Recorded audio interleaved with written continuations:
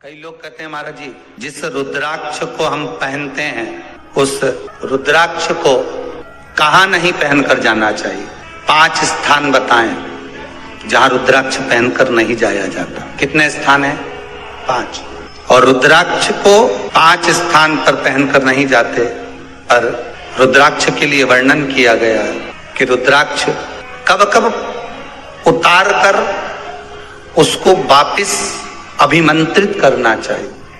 5 जगह पहनकर नहीं जाना चाहिए और रुद्राक्ष को अभिमंत्रित करना मतलब सीधा अमावस्या के दिन, पूर्णिमा के दिन, शिवरात्रि के दिन, श्रावण महीने के सोमवार को, प्रदोष के दिन, ये दिन आपके शरीर में जहां पर भी रुद्राक्ष है, आपके गले में अगर आप रुद्राक्ष पहने हो, आपके हस्त कमल में आप रुद्राक्ष पहने हो, आपने अपने पास में कहीं रुद्राक्ष रख रखा है, तो उस रुद्राक्ष को अमावस्या, पूर्णिमा, शिवरात्रि या श्रावण का सोमवार या प्रदोष आदि, इस दिन उस रुद्राक्ष को एक बार दूध में धोने के बाद उसमें थोड़ा सा सरसों का तेल अवश्य लगाना चाहिए।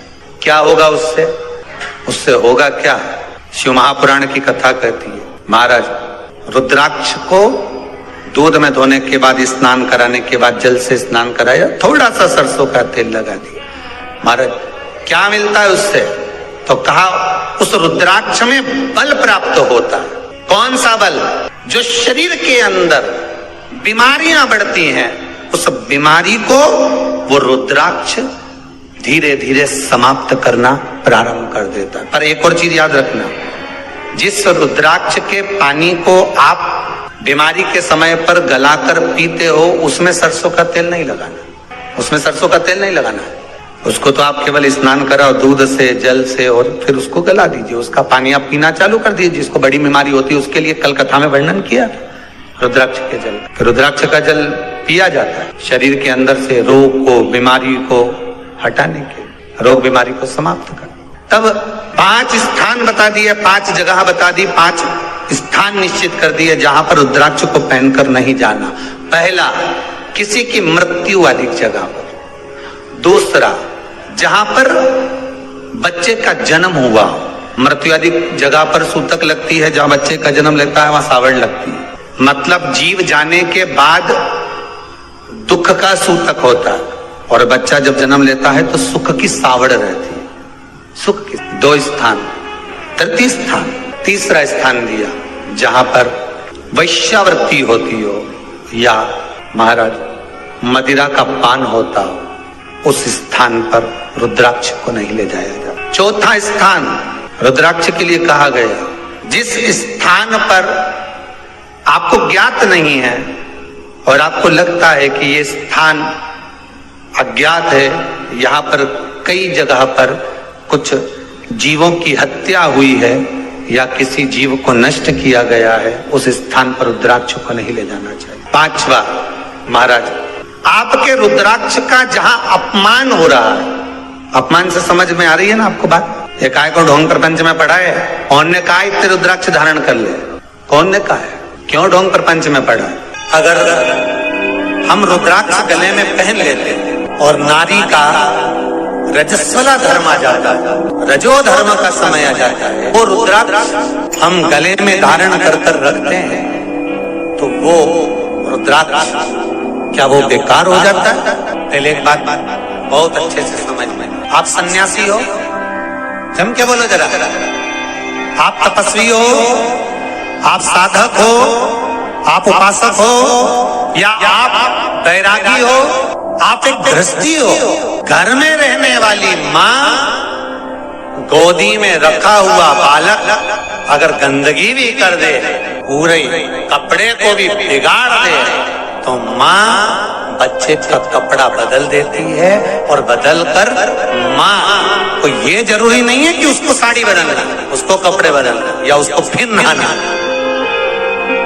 बच्चा जब गोदी में होता है तो माँ की गोद में कितनी बार भी गंदगी कर दे, फिर माँ अपने कपड़े बार बार नहीं बदलती, उसी कपड़े से काम करती रहती है, उसी कपड़े से सेवा करती रहती है, उसी कपड़े से भगवान का पूजन भी करेगी तो भगवान स्वीकार करेगा। क्योंकि मातृत्व के लिए, माँ के लिए, नारी के लिए छोड़ दिया गया है कि तुम पर हाँ, आप अगर पूजन करने बैठ रही हो तो आपको ये 7 दिन पूजन नहीं करना। पर रुद्राक्ष अगर आप पहन रहे हो, रुद्राक्ष अगर आप धारण कर रहे हो और अपने जीवन की सार्थकता के लिए स्वीकार कर रहे हो, जैसे तुलसी की माला और रुद्राक्ष की माला गले में पड़ी रहती है, तो ये कंपनी का ट्रेडमार्क होता है कि तुम कौन सी ब्रांड के हो।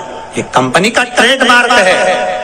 तुलसी की माला पहनकर प्राण छूट गए तो वैकुंठ चले गए, और रुद्राक्ष की माला पहनकर प्राण छूट गए तो कैलाश धाम चले गए। ये कंपनी का ट्रेडमार्क। छोटे रुद्राक्ष की माला, छोटा जो रुद्राक्ष होता है उसकी माला, कैंसर का जो मरीज होता है, अगर वो फर्स्ट स्टेज का कैंसर भी है, छोटे रुद्राक्ष अगर अच्छे हैं, 3 मुखी से लेकर 5 मुखी, 7 मुखी, 9 मुखी, 11 मुखी छोटा रुद्राक्ष मिल जाए, उसकी माला अगर पानी में डाल दी जाए और उस पानी को वो मन का ही डाल दो, उसी का पानी थोड़ा थोड़ा कैंसर के मरीज को सुबह दोपहर शाम श्री शिवाय नमस्तुभ्यम का जाप कर कर, पंचाक्षर ओम नमः शिवाय का जाप कर कर, शंकर शिव का नाम लेकर, महाकाल बाबा का नाम लेकर, विश्वेश्वर विश्वनाथ का नाम लेकर, केदारेश्वर का नाम लेकर, 12 ज्योतिर्लिंग का स्मरण कर कर अगर वो आचमन करना प्रारंभ कर दे तो कैंसर रोग में भी आराम मिलना प्रारंभ। केवल आचमन ही नहीं करना है,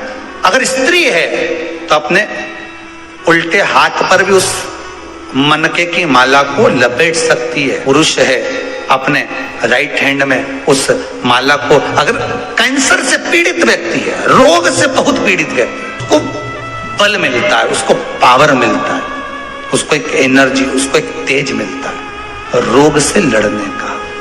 कई लोग कहते हैं महाराज जी रुद्राक्ष को सिद्ध कैसे करना चाहिए? तो शिव महापुराण में एक ही उपाय लिखा है, 108 बेलपत्र पर शंकर का नाम लिखकर समर्पित कर दो, या लाल चंदन चढ़ाकर समर्पित कर दो रुद्राक्ष के ऊपर, या उस रुद्राक्ष को आप अभिषेक में समर्पित करो, या उस रुद्राक्ष को सरसों के तेल में रखकर उसको फिर समर्पित शिव जी को करो। रुद्राक्ष को निकाला, शंकर जी के ऊपर रखा, शिव जी के चरणों में रखा, अभिषेक किया, उसको धारण किया। सिद्ध कैसे करना है? तो शिव महापुराण की कथा में एक संवाद बड़ा सुंदर लिखा कि रुद्राक्ष अपने आप में सिद्ध है। मुंबई में एक मेडिकल रिसर्च सेंटर में इस रुद्राक्ष के पानी का रिसर्च किया जा रहा है। आप लोग निकालना कभी, आप लोग तो उसमें निकलेगा आपको, उसका सेंटर का नाम दिया जाएगा कि किस रिसर्च सेंटर में निकाला जाएगा। तो दोस्तों, वीडियो आपको अच्छी लगी हो तो वीडियो को लाइक करें, चैनल को सब्सक्राइब करें, हमारी वीडियो को शेयर करना बिल्कुल भी ना भूलें। मैं आपसे मिलती हूँ अगले वीडियो में। Like and subscribe my channel Shubh Bhakti. अगर आपको वीडियो अच्छी लगी तो आपके लिए ऐसी तरह की वीडियो लाते रहेंगे। Please like and subscribe.